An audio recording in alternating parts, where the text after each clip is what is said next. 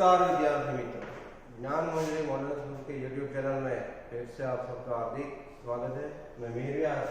आज हम standard 8 subject Hindi chapter number 4 उठो धरा के अमर सपूतों, जो एक समूह गीत काव्य है, उसका अभ्यास करेंगे। जो कि आप हिंदी का पाठ्यपुस्तक बाहर निकाले और पेज नंबर 23 पर ध्यान दीजिए। तो सबसे पहले हम उसके कवि हैं द्वारिका प्रसाद माहेश्वरी, उसका परिचय प्राप्त करेंगे। तो आप पेज नंबर 23 पर ध्यान दीजिए। तो उठो धरा के अमर सपूतों, जो एक समूह गान जिसका साहित्य प्रकार है, उसके कवि है द्वारिका प्रसाद माहेश्वरी। द्वारिका प्रसाद माहेश्वरी का जन्म 1 दिसंबर 1916 को रोहता, आगरा, उत्तर प्रदेश में हुआ था। 29 अगस्त 1998 में उनकी मृत्यु हो गई। उनके 6 काव्य संग्रह और 2 खंड काव्य, 26 बाल साहित्य, 3 कहानी संग्रह तथा अन्य साहित्य भी प्रकाशित है। इतना ऊंचा उठो, उठो धरा के अमर सपूतों कौन सिखाता है? चिड़ियों को चंदा मामा आ, पुनः नया निर्माण करो मां, यह वसंत ऋतु, हम सब सुमन एक उपवन के उनकी प्रसिद्ध कृतियां है। प्रस्तुत काव्य में प्रकृति के तत्वों से प्रेरणा लेकर अपने ज्ञान का उपयोग कर देश के सपूतों को भारत देश का नव निर्माण करने का संदेश दिया गया है। तो सबसे पहले हम काव्य का गान करेंगे। विद्यार्थी मित्रों, आप ध्यान से सुनिए। उठो धरा के अमर सपूतों, पुनः नया निर्माण करो, जन जन के जीवन में फिर से नव स्मृति नव प्राण भरो।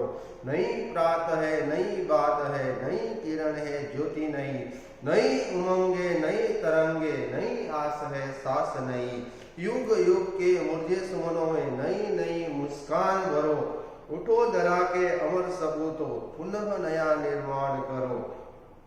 डाल डाल पर बैठ विहग कुछ नए स्वरों में गाते हैं, गुनगुन गुनगुन करते भौरे मस्त उदर बनराते हैं। नव युग की नूतन वीणा में नया राग नवगान भरो। उठो धरा के अमर सपूतों, पुनः नया निर्माण करो। कली कली खिल रही इधर वह फूल फूल मुस्काया है। धरती माँ की आज हो रही नहीं सुनल रही काया है। नूतन मंगलमय ध्वनियों से गुंजित जग उद्यान करो। उठो धरा के अमर सपूतों, पुनः नया निर्माण करो। सरस्वती का पावन मंदिर शुभ संपत्ति तुम्हारी है। तुम में से हर बालक इसका रक्षक और पुजारी है। सत्सत दीपक जला ज्ञान के नव युग का आह्वान करो। उठो धरा के अमर सपूतों, पुनः नया निर्माण करो। फिर से एक बार मैं आपको सुनाता हूँ कि उठो धरा के अमर सपूतों, पुनः नया निर्माण करो। जन जन के जीवन में फिर से नव स्मृति नव प्राण भरो।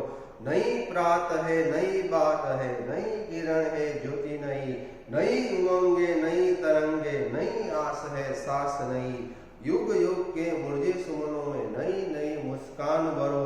उठो धरा के अमर सपूतों, पुनः नया निर्माण करो।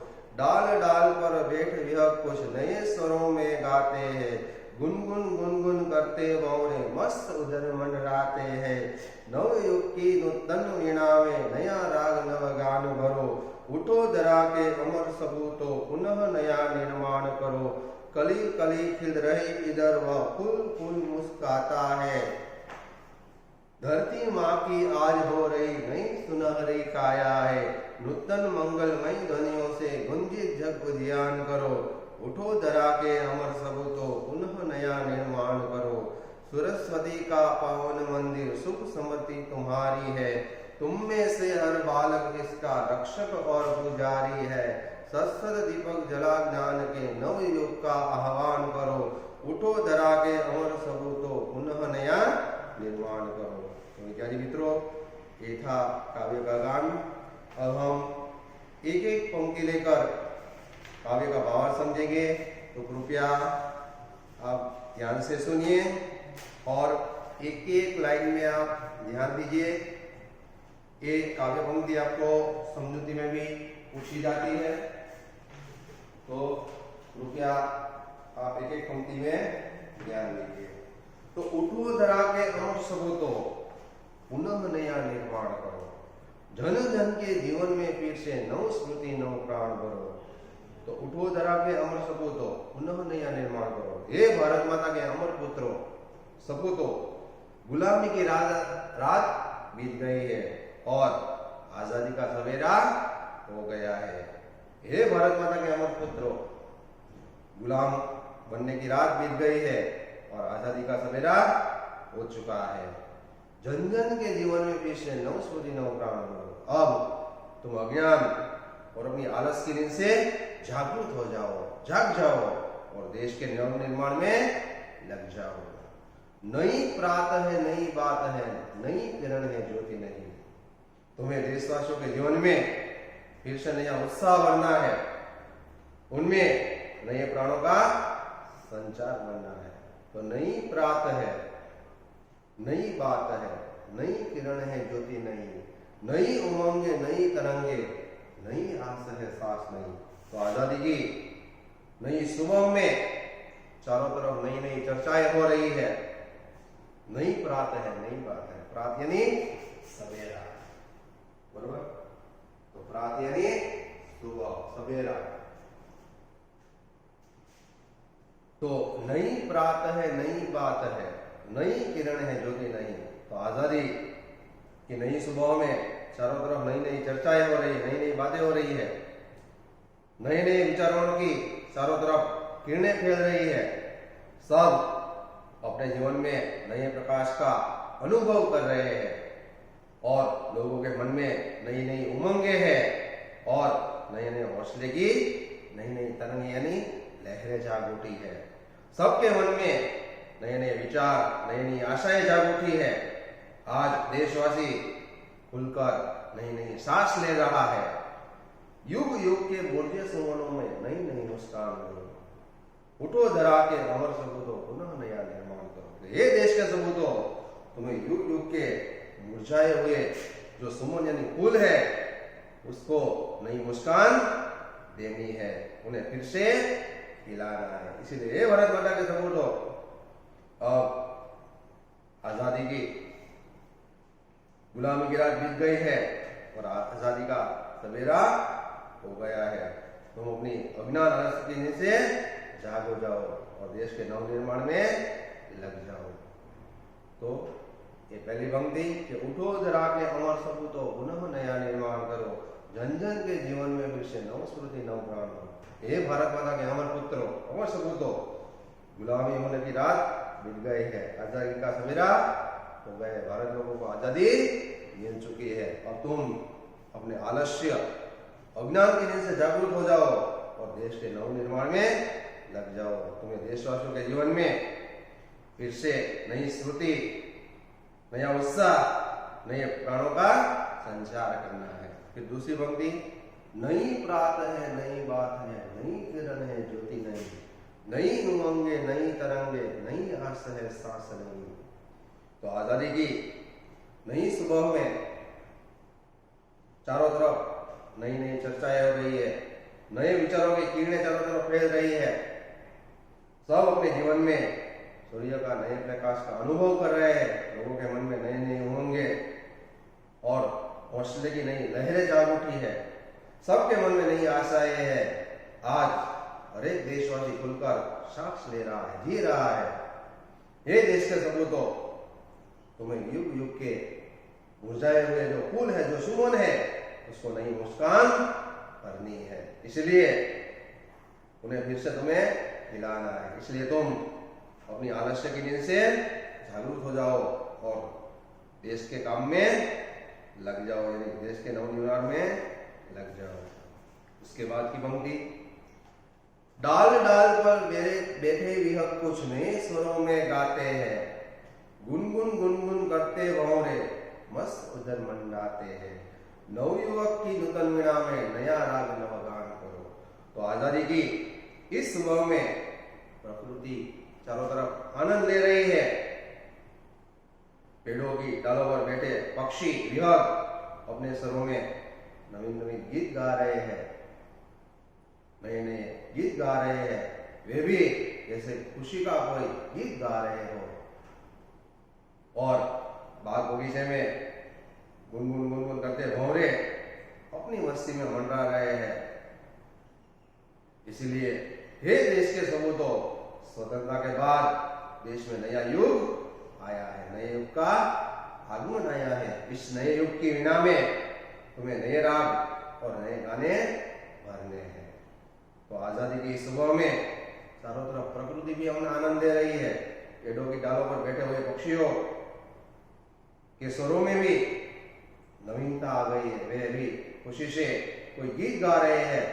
बगीचे में गुनगुन गुनगुन करते भंवरे अपनी मस्ती में गुनगुन करते हुए मंडरा रहे हैं। हे देश के सबूतों, स्वतंत्रता आजादी के बाद देश में नया युग आया हुआ है। इस नए युग की नवी वीणा में तुम्हें नए राग और नए गाने भरने हैं। बराबर? तो नूतन यानी नई, वीणा यानी सितार, सरस्वती के माता के हाथ में जो होता है उसे क्या बोलते हैं? वीणा। कली कली खिल रही इधर वही फूल फूल मुस्कुराया है। पीछे पेज नंबर 24 पर कली कली खिल रही इधर पेट कुछ मुस्कुराया है।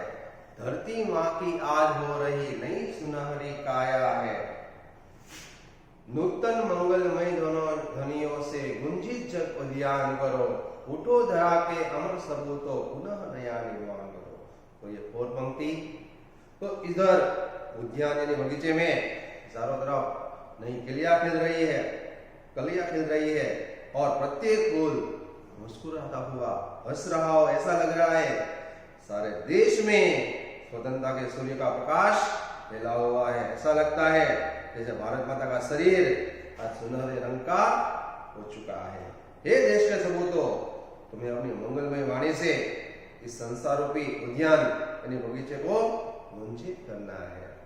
तो प्रस्तुत पंक्ति में कवि कहता है कि इधर बगीचे में, उद्यान में चारों तरफ कलियां खिल रही है और प्रत्येक फूल मुस्कुरा रहे हैं। सारे देश में स्वतंत्रता यानी आजादी रूपी सूर्य का प्रकाश फैला हुआ है। ऐसा लगता है जैसे भारत माता का शरीर सुनहरे रंग का हो चुका है। हे देश के अमर सपूतों, तुम्हें अपनी मंगलमय वाणी से इस संसार रूपी बगीचे को यानी उद्यान को गुंजित करना है। बराबर? गुंजित करना यानी शोर मचाना, चारों तरफ आवाज करना, बराबर? गुंजन से युक्त करना है कि हमें स्वतंत्रता मिल चुकी है, आजादी मिल चुकी है। राष्ट्र सरस्वती का पावन मंदिर, सुख संपत्ति तुम्हारी है। तुम में से हर बालक इसका रक्षक और पुजारी है। सत सत दीपक जला ज्ञान के नवयुग का आह्वान करो। उठो धरा के अमर सबूतों, पुनः नया निर्माण करो। कवि इस देश के बालकों से कहता है कि हमारा देश सरस्वती का पवित्र मंदिर है। यहाँ की कल्याणकारी सारी विद्याएं ही तुम्हारी संपत्ति है। तुम में से प्रत्येक बालक इस विद्या मंदिर का रक्षा करने वाला रक्षक और पूजा करने वाला पुजारी है। तुम्हें यहाँ ज्ञान के सैकड़ों हजारों दीपक जलाने हैं और नए युग का आह्वान करना है। आह्वान करना यानी पुकारना, बुलाना। तुम्हें नए युग का आह्वान करना है। तुम्हें सभी प्रकार का ज्ञान पाकर भारत देश के भविष्य को उज्जवल बनाना है। फिर से तो कवि इस देश के बालकों से कहता है कि हमारा देश सरस्वती का पवित्र मंदिर है।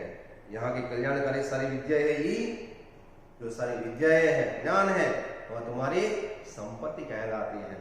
तुम में से हर एक बालक इस विद्या मंदिर का रक्षण करने वाला रक्षक और पूजा करने वाला पुजारी है। तुम्हें यहाँ ज्ञान के हजारों सैकड़ों दीपक जलाने हैं और नए युग का आह्वान करना है। तुम्हें सभी प्रकार का ज्ञान पाकर देश के भविष्य को उज्जवल बनाना है, सफल बनाना है। तो फिर से मैं पूरे काव्य का भाव बोल रहा हूं पहली पंक्ति, हे भारत माता के अमर सपूतों, गुलामी की रात बीत चुके हैं और आजादी का सवेरा हो चुका है। तुम अपने आलस्य अज्ञान भरी नींद से जागरूक हो जाओ और देश के नव निर्माण में लग जाओ।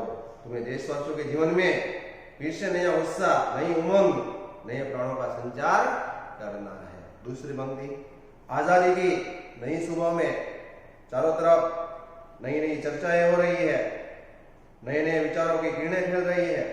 सब अपने जीवन में स्वतंत्रता रूपी नए प्रकाश का अनुभव कर रहे हैं। लोगों के मन में नई उमंगें हैं और हौसले की नई लहरें हैं। सबके मन में नई आशाएं बंधी हुई है। आज देशवासी खुलकर सांस ले रहे हैं। हे देश के अमर सपूतों, तुम्हें युग युग के मुरझाए हुए फूलों को नई मुस्कान देनी है, उन्हें फिर से खिलाना है। थर्ड, आजादी की इस सुबह में प्रकृति भी चारों तरफ आनंद ले रही है। पेड़ों की डाली पर बैठे हुए पक्षी अपने मधुर स्वर में गीत गा रहे हैं। वे भी खुश होकर नवीन गीत गा रहे हैं। बागों में गुनगुन करते भंवरे अपनी मस्ती में मंडरा रहे हैं। हे देश के अमर सपूतों, स्वतंत्रता के बाद देश में आजादी मिली है और नया युग आया है। इस नए युग की वीणा में तुम्हें नए राग और नए गाने पढ़ने हैं। फोर्थ, इस उद्यान में, बगीचे में चारों तरफ कलियां खिल रही है और प्रत्येक फूल मुस्कुरा हंसता हुआ दिखाई दे रहा है। सारे देश में स्वतंत्रता के सूर्य का प्रकाश फैला हुआ है। ऐसा लग रहा है जैसे भारत माता का शरीर आज सुनहरे रंग का हो चुका है। हे देश के सपूतों, तुम्हें अपनी मंगलमय वाणी से इस संसार रूपी उद्यान को रंजित करना है। फिर कवि देश के बालकों से कहता है कि हमारा देश सरस्वती माता का पवित्र मंदिर बन चुका है। यहाँ की कल्याणकारी सारी विद्याएं ही तुम्हारी संपत्ति है। तुम में से प्रत्येक बालक इस विद्या मंदिर का रक्षक यानी रक्षण करने वाला रक्षक और पूजा करने वाला पुजारी है। तुम्हें यहाँ ज्ञान के हजारों दीपक जलाने हैं और नए युग का आह्वान करना है। तुम्हें सभी प्रकार का ज्ञान पाकर इस देश के भविष्य को उज्जवल बनाना है। तो इस प्रकार हमने यहाँ इस काव्य के भाव को समझा। यहाँ कुछ शब्दार्थ भी दिए हैं। धरा तो धरती, अमर तो न मरने वाला, सपूत तो गुल का नाम रोशन करने वाला, पुनः तो फिर, प्रातः तो सुबह, उमंग तो उत्साह, तरंग तो लहर, ऊर्जे तो कुमलाई, सत तो सो, आया तो देख, सुन्नहली तो सोने जैसी चमकीली, सुमन तो फूल, निर्माण तो बनाना, आह्वान करना तो बुलाना, जन जन तो प्रत्येक मनुष्य, नव तो नया, नूतन तो नई, स्फूर्ति तो उत्साह, वीणा तो सितार, सरस्वती माता के हाथों में जो वाजिंद्र होता है उसे सितार बोलते हैं, प्राण तो जीवन, आश तो आशा, विहग तो पक्षी, नवयुग तो नया जमाना, राग तो गाने का ढंग। तो ये थे शब्दार्थ। अब हमें स्वाध्याय का अभ्यास करना है। तो कृपया अपना अभ्यास हमारा साथ निकाले। प्रश्नोत्तर, निम्नलिखित प्रश्नों के उत्तर दीजिए। कवि माहेश्वरी जी धरा के अमर सपूतों को क्या कहना चाहते हैं? तो सदियों की गुलामी के बाद हमारे देश को आज स्वतंत्रता मिली है। कवि चाहते हैं कि देश के युवक स्वतंत्रता के बाद देश का नव निर्माण करें। वे लोगों के जीवन में नया उत्साह भरे, उनमें नए प्राणों का संचार करें, युग युग के मुरझाए हुए फूलों को नई मुस्कान दे, अपनी मंगलमय वाणी से संसार के उद्यान को गुंजित करे, वे तरह तरह का ज्ञान पाकर इस देश के भविष्य को उज्जवल बनाए। इस प्रकार कवि माहेश्वरी जी धरा के सपूतों से अनेक अपेक्षाएं इच्छाएं रखते हैं। सेकेंड, कवि नई मुस्कान कहाँ देखना चाहता है? तो कवि नई मुस्कान, दिलों के फूल स्वतंत्रता के प्रकाश में खिलते हैं। हमारे देशवासियों सदियों तक गुलामी के अंधेरे में रहे हैं। विदेशी शासक यहाँ के लोगों पर अत्याचार करते रहे, अन्याय और तरह तरह का शोषण सहते सहते लोग अपना स्वाभिमान भी खो बैठे। उनके दिलों में उदासी छा गई। कवि की इच्छा है कि ऐसे मुर्दा दिलों में फिर से नए जीवन का संचार हो जाए। इस प्रकार कवि युग युग से लोगों के मुरझाए हुए हृदय सुमन यानी फूल पर नई मुस्कान देखना चाहते हैं। थर्ड, कवि ने देश के सपूतों को क्या संदेश दिया है? तो कवि ने देश के सपूतों से कहा है कि देश स्वतंत्र हो चुका है, अब तुम्हें देश का नवनिर्माण करना है, स्वतंत्रता का लाभ हर एक मनुष्य तक पहुंचाना है। देशवासी तुमसे बड़ी बड़ी आशाएं रखते हैं, तुम्हें उन्हें निराश नहीं करना है, तुम्हें लोगों में नए प्राण, नया जीवन फूंकना है, विकास के नए रास्ते खोजकर तुम्हें देश का पिछड़ापन दूर करना है। इस प्रकार कवि ने देश के सपूतों को संदेश दिया है कि वे देश को एक नए युग में ले जाए। फोर्थ, हमारी राष्ट्रीय संपत्ति कौन कौन सी है, उसकी सुरक्षा के लिए आप क्या क्या कर सकते हैं। तो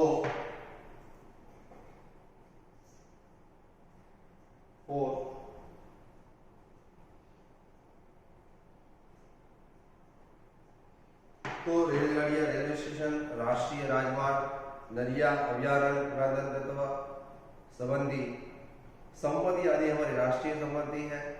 राष्ट्रीय संपत्ति की सुरक्षा हमारा कर्तव्य है। हम रेल संपत्ति को नुकसान नहीं पहुंचाएंगे, राजमार्गों की मरम्मत के लिए सरकार को पत्र लिखेंगे, हम लोगों को पानी का महत्व समझाकर उसका अपव्यय रोकेंगे, सरकार द्वारा संरक्षित इमारतों को नुकसान पहुंचते देखकर हम पुरातत्व विभाग को सूचित करेंगे, अभयारण्यों में रक्षित पशुओं का शिकार होते देखकर हम उससे संबंधित अधिकारियों को सावधान करेंगे। फिर उठो धरा के अमर सपूतों कविता में कौन कौन सी बातें हैं जिन्हें तुम अपने जीवन में उतारना चाहोगे। तो उठो धरा के अमर सपूतों कविता की निम्नलिखित बातें मैं अपने जीवन में उतारना चाहूंगा। फर्स्ट, मैं अपने देश से प्रेम करूंगा। सेकेंड, मैं केवल अपने लिए नहीं बल्कि देश के लिए जीऊंगा। थर्ड, मैं सारे देशवासियों को अपना मानूंगा। फोर्थ, मैं खूब मन लगाकर पढ़ूंगा, पढ़ लिखकर अपने ज्ञान का उपयोग देश की सेवा में करूंगा। मैं चाहता हूं कि मेरी योग्यता का लाभ इस देश को मिले। फिफ्थ, मैं ऐसे काम करूंगा जिनसे देश का गौरव बढ़े। सिक्स, मैं देश की रक्षा करने में कभी पीछे नहीं हटूंगा। क्वेश्चन नंबर 6, देश के नवनिर्माण के लिए आप क्या क्या करना चाहोगे। तो देश के नवनिर्माण का कार्य करना मैं अपना कर्तव्य समझता हूँ। इसके लिए मैं अपने मोहल्ले में एक मित्र मंडल की स्थापना करूंगा। इस मंडल के माध्यम से साक्षरता का प्रसार और प्रचार करूंगा। निर्धन परिवारों के विद्यार्थियों को पाठ्य पुस्तकें दी जाएगी। हम अपने मोहल्ले में एक मास्टरलय खोलेंगे, यहाँ बैठकर लोग अखबार पढ़ सकेंगे। मंडल की तरफ से वृक्षारोपण किया जाएगा और समय समय पर आरोग्य शिविर भी लगाए जाएंगे। तो विद्यार्थी मित्रों, ये थे स्वाध्याय के प्रश्नोत्तर।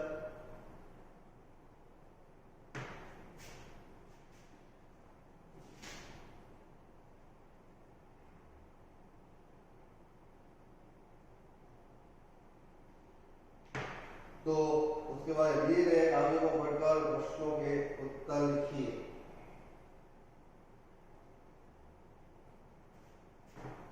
हिमालय हमें क्या संदेश देता है। तो हिमालय हमें यह संदेश देता है कि हम अपने निश्चित मार्ग पर डटे रहे। यदि हम अपने प्राणवान पथ पर टिके रहेंगे तो हमारी सभी इच्छाएं पूरी हो जाएगी, यहाँ तक कि हम असंभव को भी संभव कर सकेंगे। आपकी बुक में है स्वाध्याय का क्वेश्चन नंबर 2। सेकंड, मुसीबत आने पर हमें क्या करना चाहिए। मुसीबत आने पर हमें उससे भयभीत नहीं होना चाहिए, उससे घबराकर अपना प्राण और पथ नहीं छोड़ना चाहिए। थर्ड, कवि ने हिमालय को सबसे बड़ा क्यों कहा है। तो हिमालय ने सभी बाधाओं का डटकर मुकाबला किया, वह हर कठिनाई से लड़ा, वह कभी अपने पथ से डिगा नहीं, इसलिए कवि ने हिमालय को सबसे बड़ा कहा है। इस काव्य का भावार्थ देखिए। तो जीवन में अनेक बाधाएं कठिनाइयां आती है, हमें निडरता से उनका सामना करना चाहिए। जो मुसीबतों से बिना घबराए अपने प्राण और पथ पर अटल रहते हैं, वे असंभव को भी संभव कर दिखाते हैं। इस काव्य का योग्य शीर्षक क्या है। तो योग्य शीर्षक है हिमालय का संदेश। चित्र के आधार पर कविताएं लिखिए। क्वेश्चन नंबर 3, तो धीरे धीरे से बादल बरसे, फुलवारी में फूल खिले हैं, फिर तितली के पंख खिले हैं, वृक्षों ने नव जीवन पाया, बारिश ने है रंग जमाया, कोई न अब पानी को तरसे, धीरे धीरे बादल बरसे। अपूर्ण काव्यों को पूर्ण कीजिए। माँ खादी की चद्दर दे दो, मैं गांधी बन जाऊंगा, घड़ी कमर में मैं लटका लूं, आंखों को चश्मा पहना लूं, माँ छोटी सी लाठी दे दो, ठक ठक करता जाऊंगा। फिर निम्नलिखित वाक्यों में से संज्ञा ढूंढकर वो भाषा सज्जता है। तो जब संज्ञा का अभ्यास करेंगे तभी हम उसका अभ्यास करेंगे। अब एक वाक्य आशय स्पष्ट कीजिए। युग युग के मुझे सुमनों में नहीं मुस्कान करो, उठो धरा के अमर सपूतों पुनः नया निर्माण करो। तो हे भारत माता के पुत्रों, तुमने इस देश को स्वतंत्रता देने के लिए बड़ा संघर्ष किया है और अंत में तुम विजयी हुए हो। सचमुच तुम भारत माता के सपूत हो, लेकिन अभी तुम्हें बहुत कुछ करना है। युग युग से गुलामी में रहते रहते यहाँ के देशवासियों के हृदयों में जो निराशा भरी गई है, तुम्हें इस निराशा को दूर करना है और इस निराशा को दूर करके नई आशा को बांधना है। पराधीनता के दरमियान यहाँ जो बर्बादी हुई है उसे दूर कर क्षेत्रों में नया निर्माण करना है। तो विद्यार्थी मित्रों, ये था आपका स्वाध्याय। तो आपको होमवर्क में यहाँ लिखे हुए जो शब्दार्थ होमवर्क में करने हैं। बराबर, होमवर्क में ये शब्दार्थ लिखने हैं। यहाँ जो मैंने लिखा है शब्दार्थ आपको होमवर्क में करके रखने हैं।